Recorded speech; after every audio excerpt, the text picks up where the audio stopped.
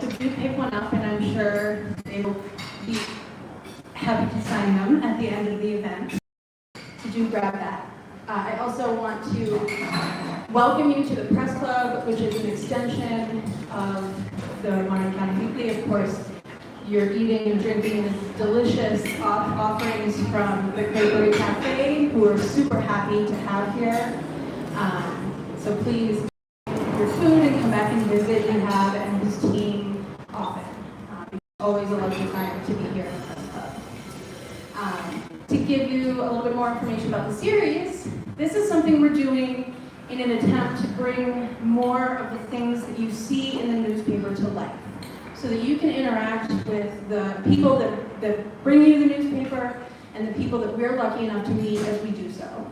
Ava is a prime example of a now local author who we're so pleased to have with us today.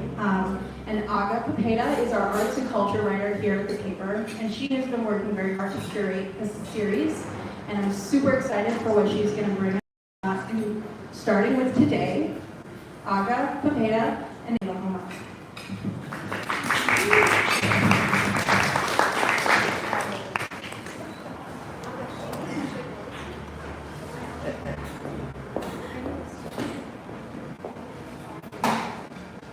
Hello again. Hi, my name is Aga Papeda. This is Ava Homa, a writer but also a good friend of mine. So I'm particularly excited to talk to her. And we have the book for sale, as Julie said. It's Daughters of Smoke and Fire, and $16, available at the corner here.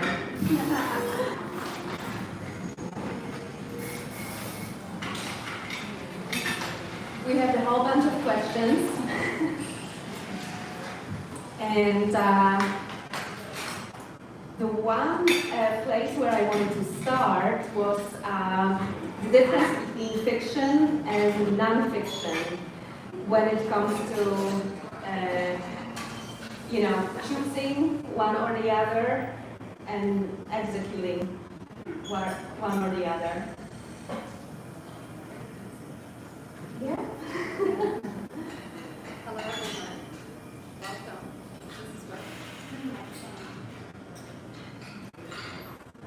This is There's a little switch on the mic. There you go. Hello. Okay. Hi, everyone. Welcome. Thank you for being with us today. I also would like to thank Monterey County, especially Aga, who has been, this is your brainchild, right? This was your idea, and you worked hard to curate this. So thank you. It's an honor to speak with you today. Fiction and nonfiction, and why I chose fiction? Yeah, and about differences one another, because we're also a journalist, right?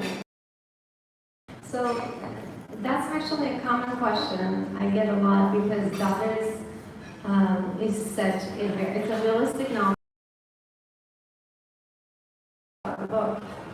So whether that's something that characters directly experience, for example, in the case of, for those of you who haven't had a chance to read the book yet, it's the story of a Kurdish woman named Layla. Filmed and wants to become a filmmaker. But her brother, who is a human rights activist and wants to become a human rights lawyer, attends a protest in Tehran. As you know, they've been happening in Iran. And Shia disappears. So it falls upon Layla to figure out where he is, what has happened to him, and if it's possible to save him.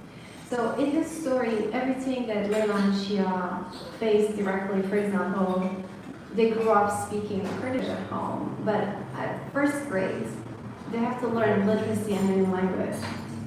Can you imagine speaking English your whole life and now having to study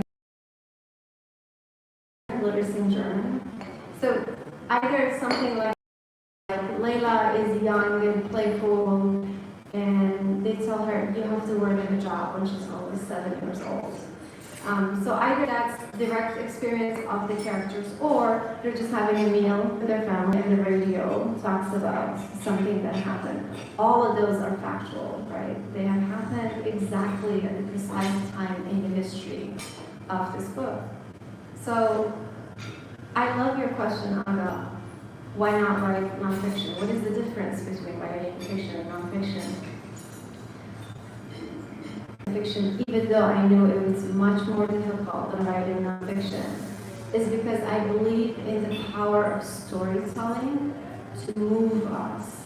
I feel facts are a means to an end, they're not an end in themselves, and we already live in the age where we are bombarded by information left and right.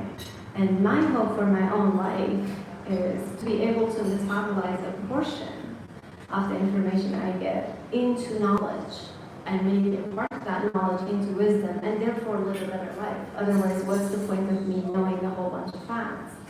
So because of that, I wanted to give my readers this chance to travel to Kurdistan from the safety of their own home. And I wanted this trip to be authentic. I wanted to be able to know what Kurdistan looks like, what it smells like, what the food like. Here are some of the poetry that people write and read over there. At the same time, do give you the knowledge that you're hungry for. You probably pick up a book like this, wanting to read a good story, but also really thinking, what is Iran like? What's it like to be a Kurd in Iran? And so, but that made my job difficult because in nonfiction I can give end notes, give footnotes, explain things, have pictures. In fiction, characters have to only say what they would organically say to each other. And they wouldn't say something that both characters know, right? And so it was really, really challenging for me to find that delicate balance between my strong desire to educate my reader and the fact that they wanted. And so that's why this became such a combination of facts and fiction, and I think they're both in the service of truth, right? You are reading a story, you are looking at the realities down there, and ask yourself, what is the truth of human existence? What if I had to be born there? What kind of decision would I have made? So Ava is the first woman who wrote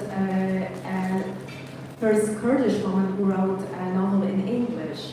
And my next question, I guess, would be, if not for the fact that you feel that the Western world doesn't really know the Kurdish story, do you think that you would have become a writer if not for that? Mm-hmm. Well, Aga, I was a writer long before I had a cause. When I was a child, I wasn't aware of how my community, Kurdish community, resonated with the rest of the region, what was its place in the global community. I lacked that awareness, but I loved words, I loved stories, I loved poetry. I like to read them and listen to them, but also to create my own. And one of the influences when I was young was the Canadian author Montgomery, who wrote Anne Shirley or Anne Green Gable. Oh, sure. Did you? Okay, so she's one of my favorite fictional characters, and I loved her because she had such a vivid imagination, but she wasn't happy. She was in a difficult situation. She was an orphan, and the family who adopted her by mistake, and they wanted her to be a boy, not to be a girl. But Anne Shirley managed to find joy in life despite that. And I thought, okay, I wasn't completely aware of what's it like to be stateless, what's it like to be targeted for genocide. But as a kid, I knew that the adults around me were in a very difficult situation. And it felt like I'm gonna grow up to be like them, to be sad and angry and resentful and feel like life has cut my wings. But here was Anne Shirley saying, if you have a vivid imagination and a love for nature, you can find joy despite everything. Okay, so you already mentioned some inspiration from your childhood. I would like to talk about reading more, but before we do that, do you remember when you first was in your head, when you first started to become a writer? For you? My poor brothers and cousins, they had to listen to my made-up stories all the time. And then at grade 5, I completed a story with illustration. It was really, really bad, but I was young. And so here's what happened. The doorbell of my childhood home sounded like a nightingale. And I started thinking about, where did this little bird, this nightingale, come from? Where are her parents? And then I wrote the whole story of how she lived with her parents, but she was separated from her parents. She had to go through the jungle where she faced a lot of predators, but she also found friends in the middle of them. And then decided to carve a happy little corner for herself in our doorbell. And so every time, which was frequent back then, people would just drop by often. She would happily tell us, you have visitors, you have visitors. So it was just my way of relating to what was around me and who I wanted to be. I guess that was the question. Who did I really want to be? Because I could see that even though the situation was hard for everyone, some people managed to be kind and some people were very angry. And I wanted to know why. And how can you do that? How can you live with the same realities, same inputs, but have different outputs? So, about other inspirations, maybe as an adult, you have a book that changed your life similarly to Anne Shirley back then, or we can talk about, what inspires you, what you read in general, or even what you read these days. Okay. So, ever since a child, I had the awareness that we had been attacked repeatedly, right? Whether we were in Iran, in Turkey, in Syria, in Iraq. And that's really hard on the consciousness of the kids. You wonder why? What's wrong with me? What's wrong with my community? Why are we hated?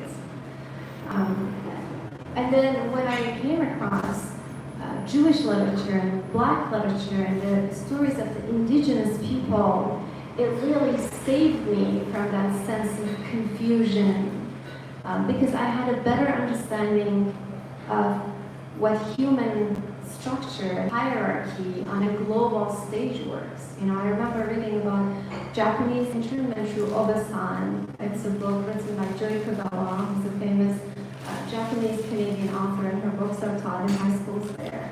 And understanding how you could, based on where you are and your position in the world treats you differently.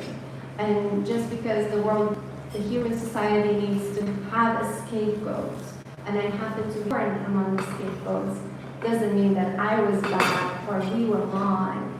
That it basically gave me a global perspective. Through reading, for example, Ta-Nehisi Coates' Between the World and Me, and looking at U.S. police brutality, I sobbed with that book, like really heavily. Not because before that book I was entirely aware of the Black experience, but it looked so similar to how the Kurds were treated in Iran. Okay?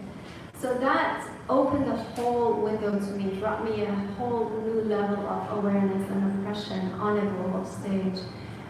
And I'm happy that someone like Toni Morrison out there wrote books and wrote her voice. Since you published Daughters of Smoke and Fire, things changed dramatically in Iran. We had the whole year of what people sometimes call the newest revolution. Since its main character, that's not the right word, but the main face is Kurdish. Do you consider it a Kurdish revolution? So here's one thing about Kurds that I'm very proud of. When the rest of Iran believed in Khomeini and his fanaticism, and that was for that very reason, we came under attack. So the Islamic Republic sent their troops to the Kurdish region, where they looted our houses. They killed fathers before the white eyes of the children. They raped the women. They burned the villages. They attacked our hospitals, which is a war crime. But back then, Kurds were alone. Right? What happened in 22 was, yes, it started over killing Kurdish woman, Gina Masalamini. And yes, the protest, the spark of the protest was in her funeral, right? Where people started chanting which etymologically has the same roots as the word Gina. Gina means the giver of life. And this young 22-year-old Kurdish woman gave life to a movement through her death. So Iran killed her, and we protested in her funeral. But for the first time in 43 years, the rest of Iran was willing to get the torch from us and come to the streets and fight. Right? So in that sense, it started by our resistance, because when they first came for us and killed us 43 years ago, the rest of Iran didn't care because we were poor, we were powerless, our fight wasn't meaningful.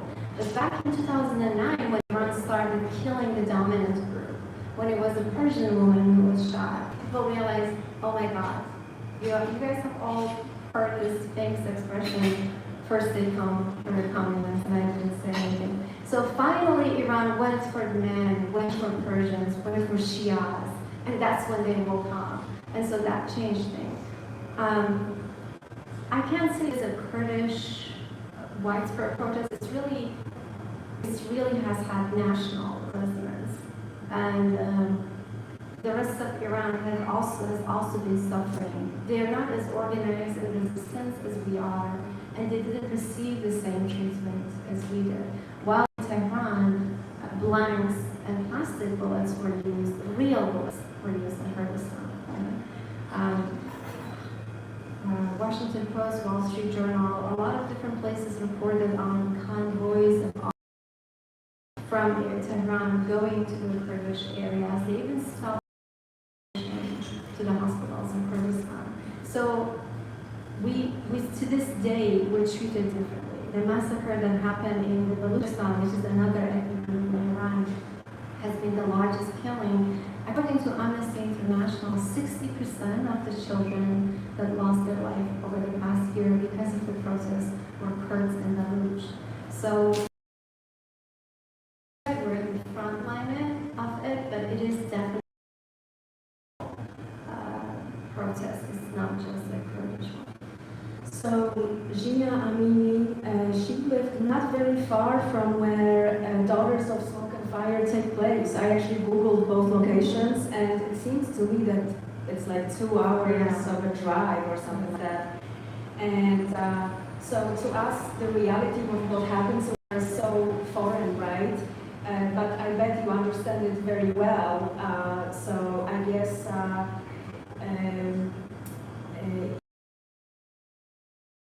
stopped when she was with her family when she was from the highway, right? she wasn't visiting her mom and family. Yeah, she was just traveling. Yeah, so she was isolated from her own family back in East, and that's it. Is that normal? Would that happen? Is it? So you've definitely done your job researching the area. It does happen that people thanks to the cell phones nowadays, everything is recorded and shared on media, social media, but doesn't make it any less difficult. It's still horrendous, which is why the way she was killed started all the protests. But it does happen, yeah. One of the reasons that the Iranian government has survived this long. So here's the thing, not everyone would understand justice and equality. Not everyone would risk for justice and equality. But when people can't feed their children, take to the streets, right? And the problem with Iran right now is the economy has been so bad. The economy is bad for several reasons. Sanctions is definitely part of it, but more than that, mismanagement is a huge part of it. Corruption is a huge part of it. Brain drain is a huge part of it. You know, a lot of Iranian diaspora community members now work in NASA or work in hospitals across the US or teach at universities across America and Europe.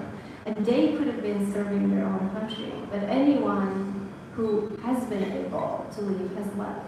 So this combination of corruption, mismanagement, sanctions, all of these have made life so very difficult for an everyday citizen that they have been taken to the streets. So why is it that a brutal government like that has survived this long, despite the fact that their ideology isn't popular anymore? They don't have as many supporters anymore. It's because of all the brutalities that they have done. They have survived because of that. So to answer your question, they do not hesitate. They have never hesitated to commit any sort of heinous crime to stay in power. And the latest one was droning high school girls, using drones to basically poison high school girls. So yeah, brutality are common, but it's still extremely difficult. It's not something you can get used to, is what I'm trying to say. So you mentioned sanctions. So there are some voices that say that the U.S. shouldn't target Iran so heavily because it actually targets the population, right?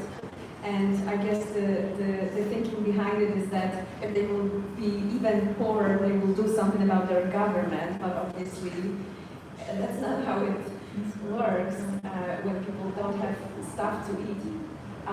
What do you think about sanctions yourself? They're definitely inhumane. Sanctions has to be targeted most specifically. That would only affect the government and not people. My activist friends now don't have access to basic drugs. They suffer from all sorts of different diseases and they can't have access to it. So if we had a more systematic sanction that would allow people access to, essential pharmaceutical products.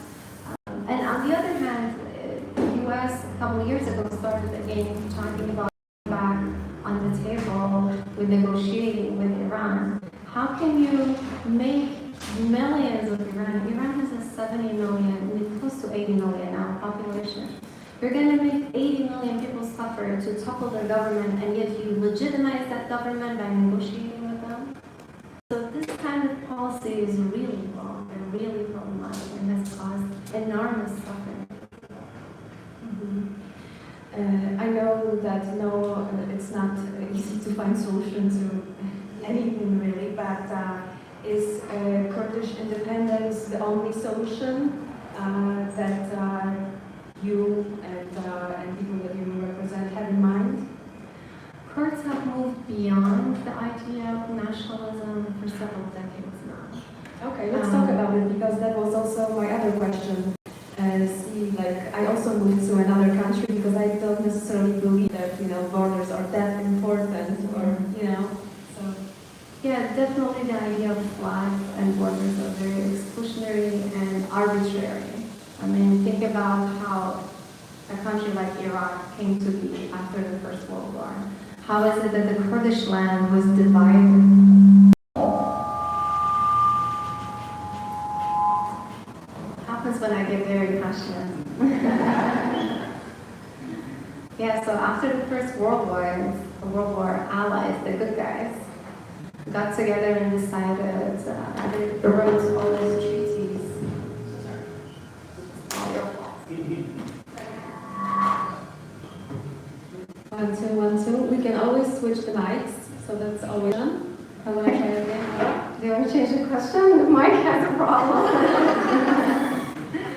Yeah, so the idea of independence, back in 100 years ago, when they first signed a treaty, and they promised to give the Kurds their own land, because when we had Ottoman Empire, the Persian Empire, it was impossible for the central state to be able to have control over all the areas, right? So Kurds were ruled by Kurds.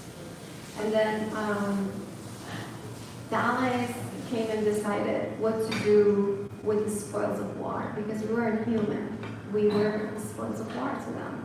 And France wanted what's today Syria and Lebanon, and the Brits wanted a larger portion. And they first signed a treaty in the 1920, when they promised Kurds their own country, because a very large and diverse body of different ethnic groups. 4 ethnic groups have the largest population there, right? Persians, it's an ethnicity. Kurdish is an ethnicity, Turkish and Arab. The same way you have Dutch and French. And so all of these ethnic groups got their own country. Kurds didn't, because Kurds weren't particularly docile and because they were still on land. So they signed the second. There was Treaty of Sevres and Treaty of Lausanne. And in the second treaty, they decided they do not want to give the Kurds their own land, and that was the beginning of 100 years of suffering. You guys have heard about Saddam Hussein's massacre and the Dersim genocide, and genocide is extremely brutal. I mean, how is the U.S. shooting affect you? Now think about how genocide would affect us, right? When you target a group of people simply because they're born to a specific ethnicity. So, but the idea initially was, if we have our own country, instead of being divided between 4 countries that see us as threats, then we will have the same access to everything that everyone else has. It was true, but over the years, over the past decades, we have realized that independence was a means to an end, right? Otherwise, what's the point of replacing a Persian dictator with a Kurdish dictator? Would that make things better for you? It definitely would not. So it has been the idea. For me, the solution is federalism. If we had a federal system in Iran, and I'm not a sociologist, but I've looked at different forms of federalism, and it looks like confederalism decentralizes power the most. So if we were to have a federal system in Iran, and definitely a confederalism kind of system, then people, regardless of their ethnicities and their diverse backgrounds, would be able to have access to the same resources. To me, that's the answer, no longer independence. And I have more questions, but I was thinking that maybe we could do a couple of minutes of a break. I mean, not for you a break, my dear. Listen to a fragment of a book. You wrote this very special edition done for you by a book club. Yeah. Could you tell how it was done? It looks so amazing. So a major book club called Unplug a Book Box. They have subscription and they send out boxes of books alongside like candles, also self-care items. And they bought the right from Abrams and designed their own version, which is really beautiful. It has this stencil edge, and the dust jacket is also very special. I think we have like 3 or 4 copies left if anyone loves limited editions. So, will you read from the beginning? What fragment you had in mind? So there's a very short scene in which Layla and her father bond over cooking at some point. It's chapter 7. And he talks about having had nightmares. And for those of you who have read the book, he witnessed something when he was 7 that really shaped him. So they start cooking, and he cooks a food that Kurds call malades. This food is so good that the clergy would steal it. The idea was, if something is really, really good, either the clergy or the gendarmes, which was the name for the police, is going to steal it. So, and then he, for the first time, he opens up and shares about his experience, because he thinks, as a father, he would be shielding and protecting Layla if he doesn't share these things. Whereas Layla is so hungry for a connection that she's willing to open her heart up to the horror if that would bring her closer to her father. That night, Baba did not turn on the television or radio. Instead, perhaps inspired by my soup, he went out and shortly after came back with a box of groceries. He taught me how to make a mouth-watering dish of brown lamb, celery, carrots, eggplant, potato, and tomato sauce. Despite the embarrassing scenes earlier, his temporary bachelorhood had put him in a celebratory mood. You know why they call this food malades? He blew on a steamy spoonful. Meaning a clergyman would steal it? Why is that? They say if something is good, it will be immediately stolen by either gendarmes or moas. I laughed. It's sad. He looked at me with surprise. I know, but I love this little act of rebellion, naming the food that way. His sting burned his tongue. I chortled louder, threw his head back with glee, showing the empty space where his molars should be. The food was ready. We cherished every spoonful. Another teenager was tortured to death today, only 15, lashed for cursing the supreme leader. It was a test, but I did not take the bait. I redirected. How did you learn this recipe from Grandma? Oh, everything she made was unmatchable, he lamented. She was the same. Every time I had a nightmare, she was there, ready to soothe me back to sleep. I had a lot of nightmares too. I had no idea. Baba told me he had witnessed a massacre when he was only 7, and how the murderous frenzy of the soldiers still hunted him with rejuvenated potency.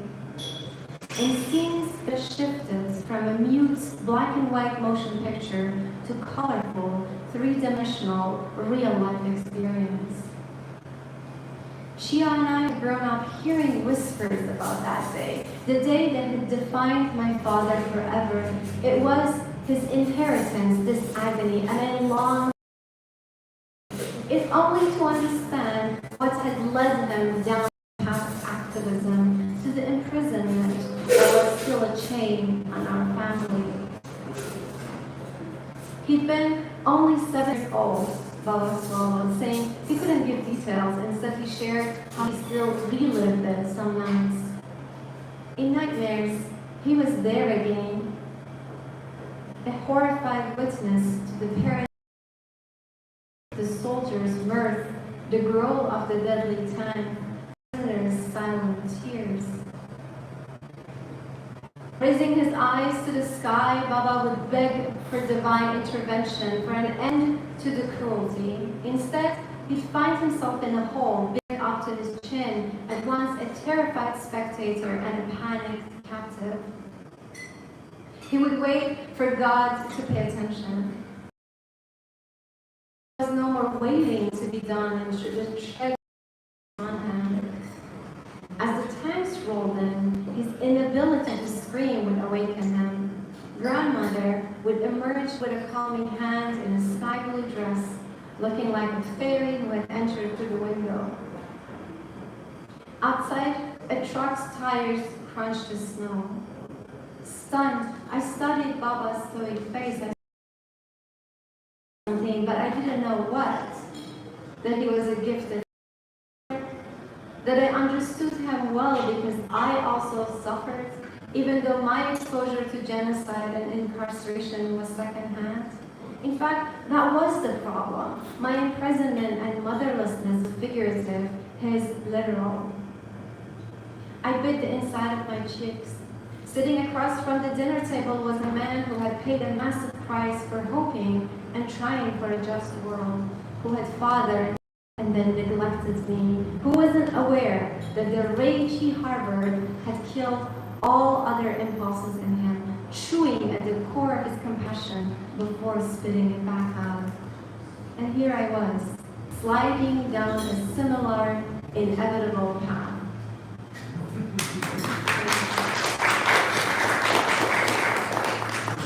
Thank you so much. Maybe that would be a good next question. I wanted to ask you to imagine your life if you never left, first for Canada, then for the US. Where do you think you would have been? Anyone wants to take a guess? Definitely in prison. So, human rights activism is such a broad term, and everybody has their own limits. I would like to talk about your limits, how strongly you want to promote your cause, and also about people that maybe represent a similar cause and inspire you, So, believing in human rights, which is something, again, came up with after the World War.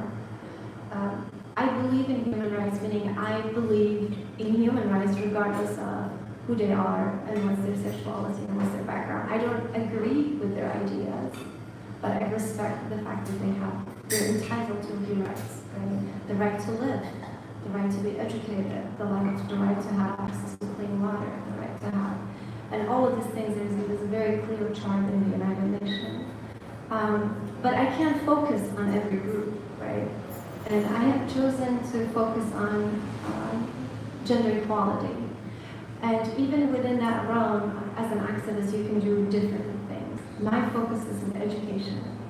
And as I get older, as I longer in this path, I become more and more invested in the importance of education, in not assuming that people are going to patiently explain things and back up with evidence.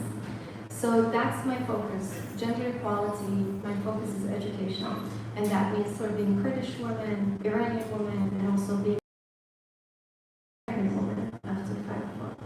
In terms of who are my people who inspire me really on a day-to-day basis, people that I work with, these are people whose names I cannot give you right now because Iran is under the rule of the fanatics. My hope and my dream is one day to be able to say their names on a stage, not because they want recognition, they really don't. They're actually working in their communities, dealing with the government's harassment and oppression and persecution. They can leave like I did, but they don't. They're staying there, they're helping the population, they're risking their lives to do things like that.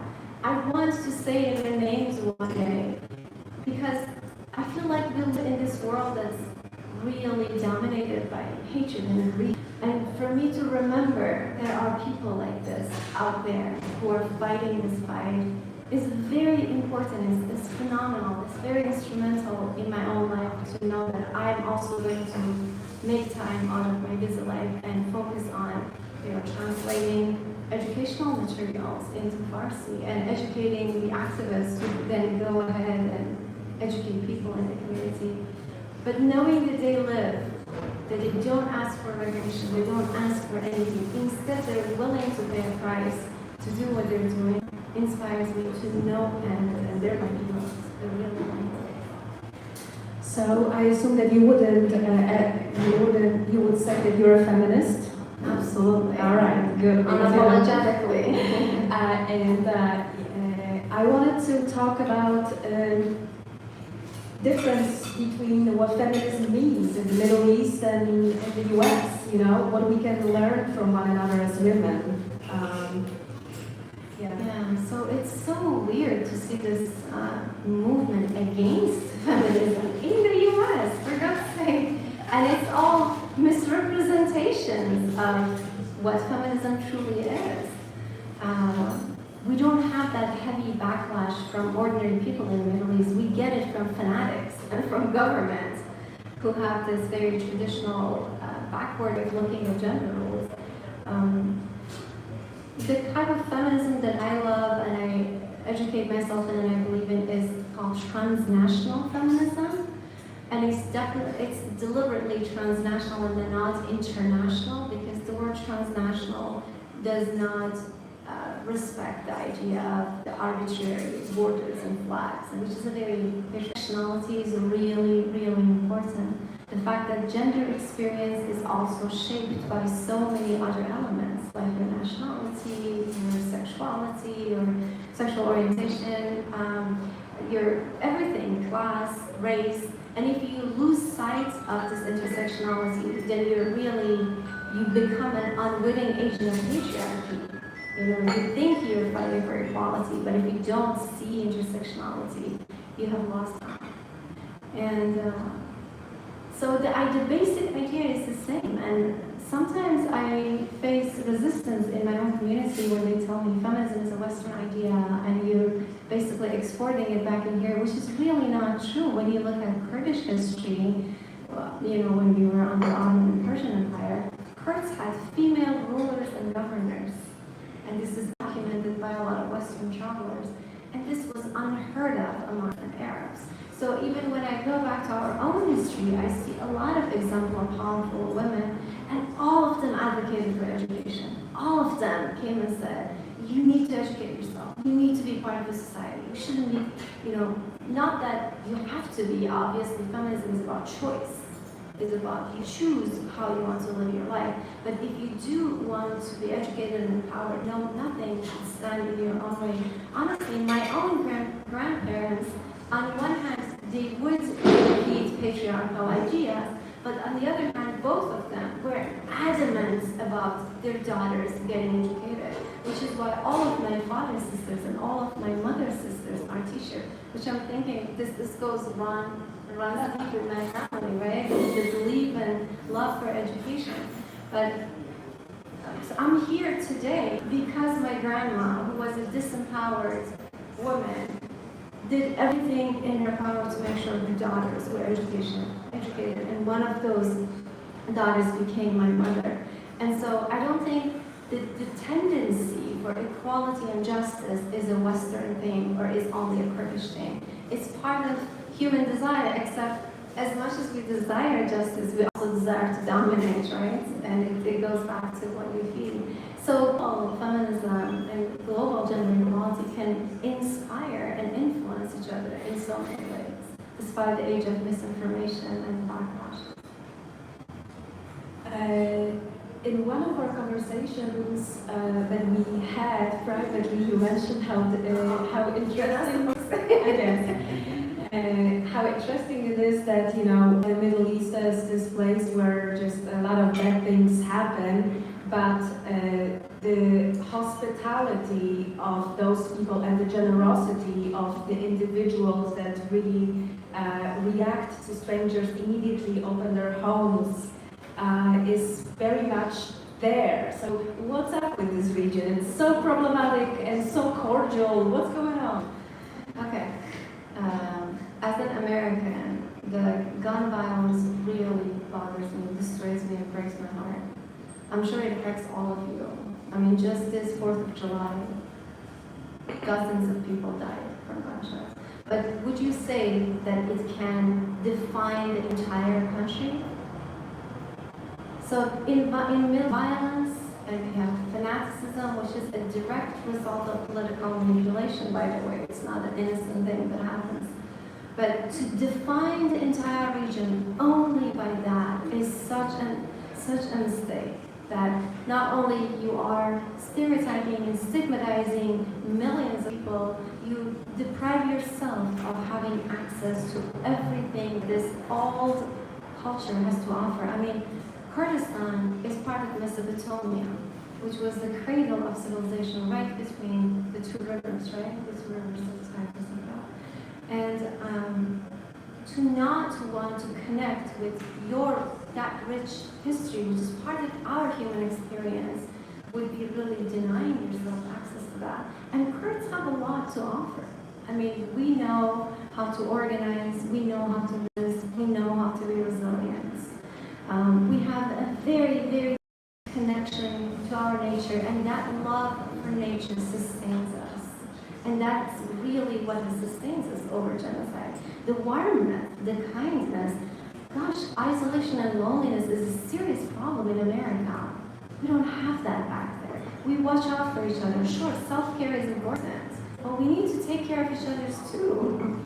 And partly because, there's not all this supposed facilities and organization that would have rushed to you and bring you a hospital or would have a foster care system. But we know what a failure, for example, foster care system in this society is. So I have lived almost half of my life in the East, half of my life in the West, and I see it as two sides of collective human. And I think we wouldn't be whole and we wouldn't be perfect until we take advantage of both sides, understand both sides, embrace both sides, and enrich our own lives. So to think that Middle East is entirely homogenous, that it has only one culture and one attire is wrong. To think it's entirely defined by violence is wrong. Violence does affect it, but it's not the only thing. To think that women are only subjects and victims is wrong. Women have gone a long way today to find agency. to think that it's entirely backward is wrong. If you go to the metropolis areas and you will see that they're very technologically advanced. So it's as complicated, as imperfect, as beautiful as the rest of the human world. I want to ask you about more things, and I want to ask you about the project that I know you are wrapping up right now. You finished your second novel. Could you tell us just a little bit about it? I know it's set partially, at least in Monterey, right?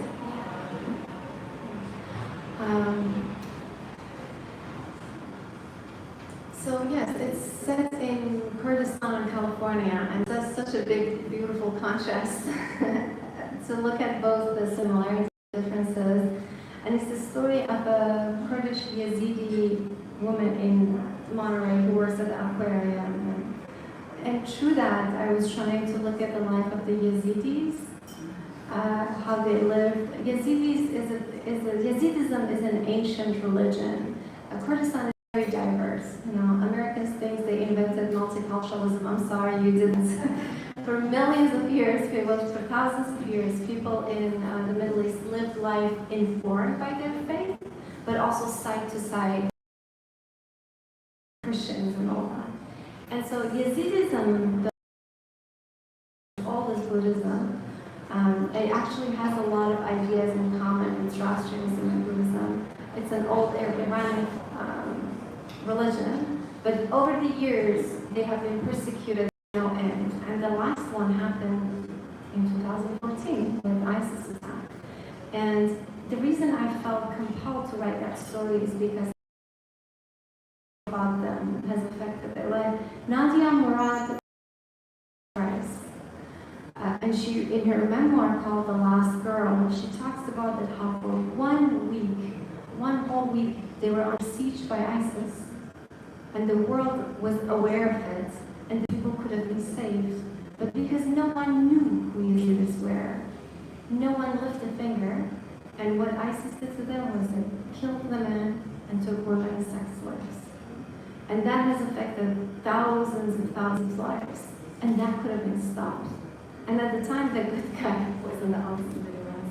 So knowing how being unknown in this world affects you to that degree, I decided to, being an educator and writing educational novels and doing educational activism, I wanted to write a story that's about refugees, that's about love. It has elements of suspense and romance, but I also wanted to share a little bit of who these people are and how they have managed to remain peaceful despite everything. So the novel is the story of Kami, who lives in Monterey. She has lost her fiancé, looking for her fiancé, and then there are flashbacks to her life in Kurdistan. All right. And so before we go to a question and answers part, I would like to ask you for one last thing. I mentioned since I know that you like poetry, I was wondering if you could read us a poem. And I said Kurdish and then in translation, but however you want to present it to us, we'll be delighted. Thank you, Aga. So poetry is really important in Kurdistan. They are celebrities. When a poet has reading, some 300 people show up. It's very important for us because they have been able to put our complicated reality into words. They have been prophets for us. They have been revolutionaries. They have really inspired the nation to a large degree. And so you are hearing adults or adults tell you stories and read poems. And people just recite poetry all the time. A lot of our celebrations also, like New Year's celebration or like winter solstice celebration, has to do with reading poetry. And my book is translated to Kurdish, and so they translated one of the poems that I can find it now.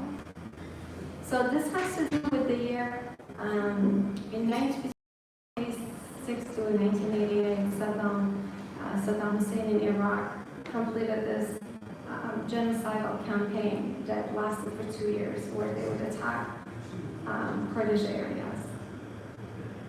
Lo salada emo mejuman taniabuin, emo mirdan taniabuin, دوای 16 نه جبرئیل فرشته نه اصحاب نه مشایخ هیچ کامکیان دوورا دووریش لە بەدەست و لە بەستەر و لە بەقاچیش سڵاوێکیان لێ نەکردین موساویان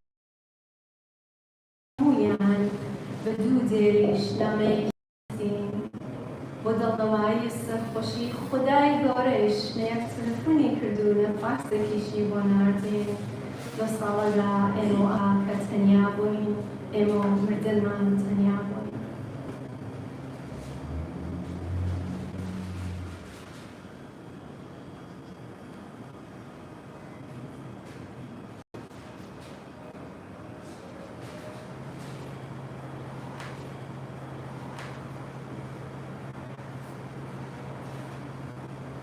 In 1988, all the gods watched bodies burning and spitting. All the gods watched the villagers' bodies burning and spitting, but they inclined their heads toward those fires only to light the cigarettes on their lips. Thank you. Guys, do you have questions? We have a microphone. Because we have a microphone. I'm going to lead off because I have the microphone and that's my prerogative. Thank you. Can you So you were speaking earlier, I love, about how, I'm curious, your position as an artist and an educator and an activist, and the perspective that who did you write for? Who did you imagine reading it, and how did that inform the things that you posed and said? That's a really good question. I was painfully aware that most of my readers, English-speaking readers, would not have known much about Kurdistan, would not have read much about Kurdistan. So I wanted to offer an authentic experience was really challenging because now I had to talk about things that I'm not exactly proud of. And what was anything was misrepresentation, romanticization. And it was very difficult for me to write in a language that I didn't grow up with, but the fact that I lived the first 20 years of my life there means I had authentic access to a world that people who grew up with English didn't have access to. So knowing that I was a bridge, I started giving myself two promises. I vowed to represent Kurdish women to the best of my abilities, represent all their hardships, but also all their triumph and resilience. And I wanted to take my Muslim reader's hand and say, come with me, let's take a trip. And I did this because I love traveling through books. I think my life would have been so much smaller if I didn't have access to books that take me around the world. Having benefited from that, I wanted to give back that to the world. Thank you so much. Place your hands and I will come as close to you as my little tether allows.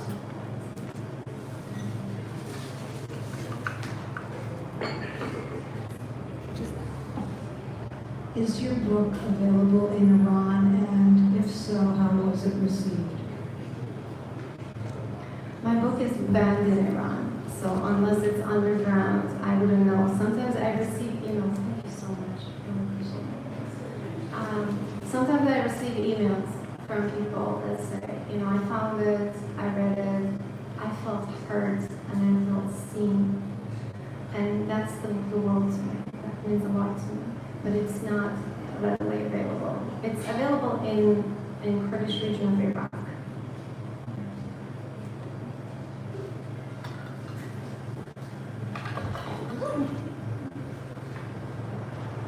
Thank you. Question sincerely, actually, even though it may sound a little outlandish, but I'm curious, what do you think Khamenei sits and says to his political operative, or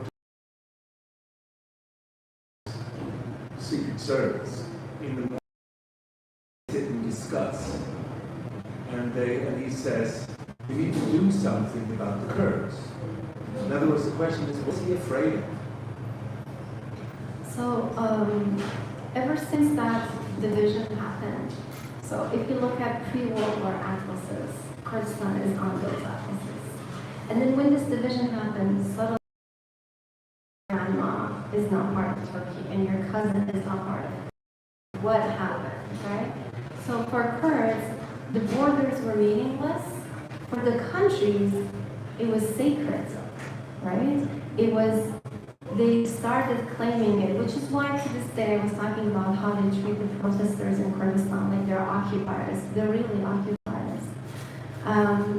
In terms of what Khomeini specifically says about Kurds, he started saying, they're not Muslims, let's attack them.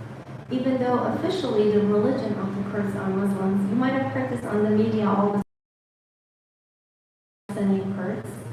And it's so funny because Shia is a religion, and Sunni is a religion, and Kurds is an nationality. But for Kurds, their ethnic identity has been more important than their religion historically. Right? So for someone like Khomeini, we were a threat. We were a threat to territorial integrity. So we had to be taken into oath, terminated, right?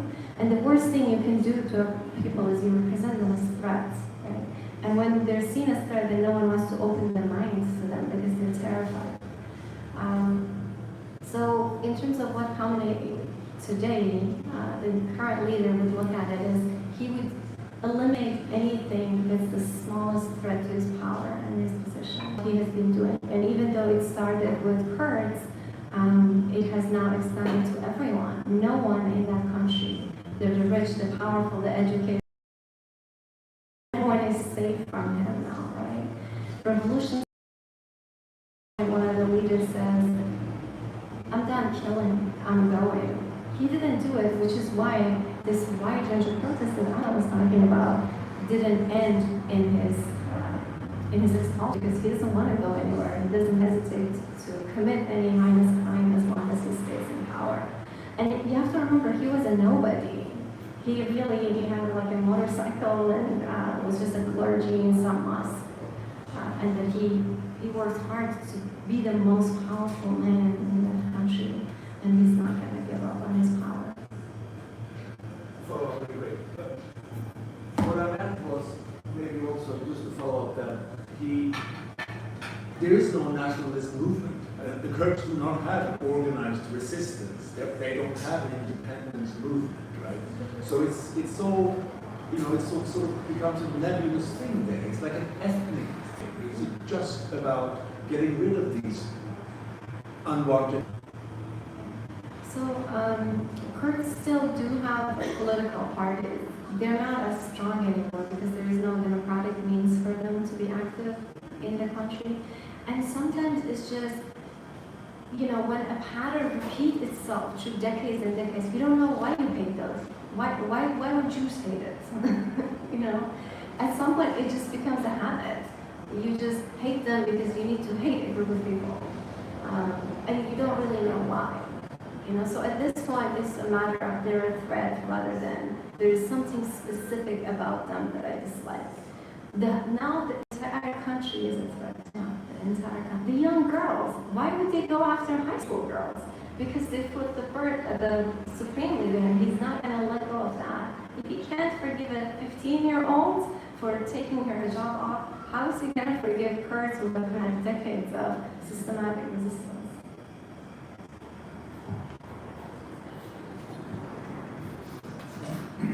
Thank you for your lecture. It was really fun. Oddly enough, I've had a Kurdish landlord in Tokyo in the 80s.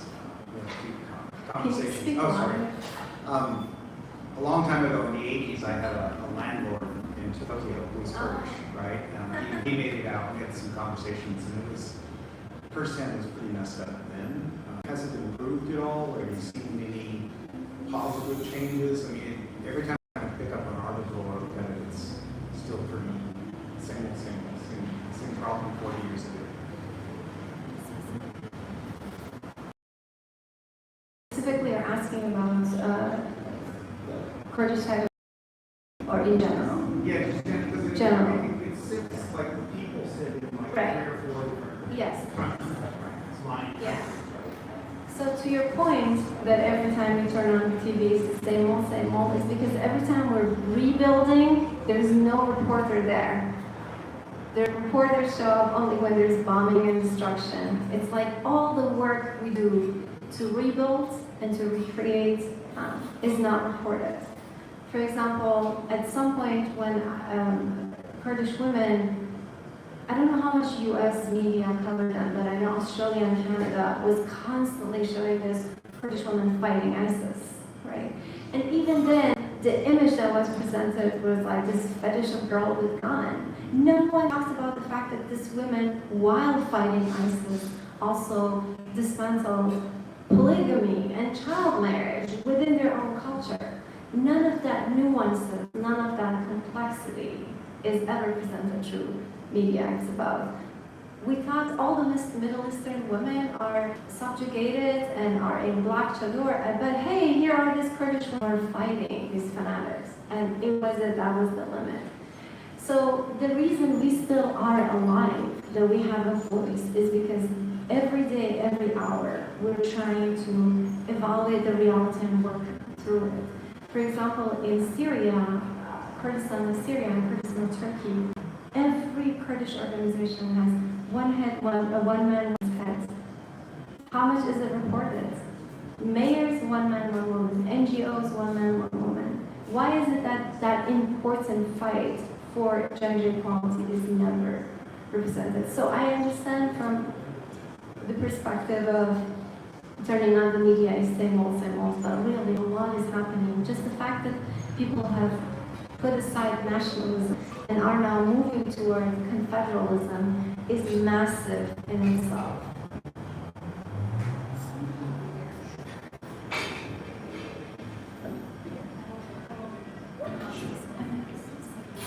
Thank you so much for sharing your poem and your knowledge. I had a two-part question.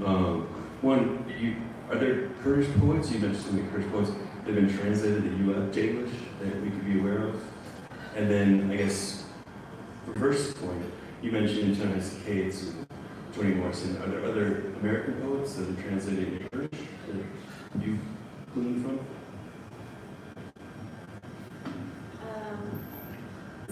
So now it has been translated, but there is a beautiful collection of poetry called A Handful of Salt. And these are all translated by an American woman named, I think, Elaine is her name. And The Handful of Salt are poetry of Kajal Ahmed, who was a Kurdish poet. Kurdish poet's poetry has been translated into English. There are a lot of poetry magazines that see poetry doesn't sell in the US. Translated poetry is not involved. So that has created problems, but there's another collection of poetry called Voices from Kurdish Women. That one was published in the UK, and that is a collection of poems translated by different Kurdish poets. So Voices of Kurdish Women, Handful of Salt, and then places like Literature Today, World Without Borders, those magazines have specific Kurdish section where they focus on, they're still available online, where they have translated a lot of different Kurdish poets. And I have included several of them here in this book as well. English being translated back, my access to them was through English, so I don't know to what extent they've been translated. Yeah. I think that this will be our final question, and then I will remind you that books are available. So after this question, I'll encourage you to buy a book. I'm going to be doing that, and then I'm going to get in line to have it signed, so you can get in line behind me. And thank you so much for being here. And our final question. I wanted to ask you what you thought about the movement, quite widespread, to get rid of the term Middle East. The argument being, you can't say Arab world because that doesn't include Israel, Kurdistan, Iran, and Turkey. You can't say Muslim world because the biggest Muslim countries in the world are Indonesia and Malaysia, last I checked. And that's not what we mean by Middle East. And they say what we mean by Middle East is a swirl of prejudices that you talked about. And so we need to stop saying it. And the suggestion I heard was Southwest Asia, North Africa. So I request that if people want to tell them, and that's the point. So what do you I think? appreciate you bringing that up. It's very true. The term Middle East is so loaded that it doesn't allow for anything other than the bias and hatred that has been built into that word. But Aga's question specifically was about what's wrong of our perception of the Middle East, which is why I did mention Swana, but thank you for bringing that up. I think Swana is a neutral term. It allows to humanize that large reason. And yeah, that's a very, very good idea. Thank you. Thank you so much, Ava. Thank you for being here. So nice to see you again. I hope that some of you will come next month. We're going to do it again in a month. Thank you.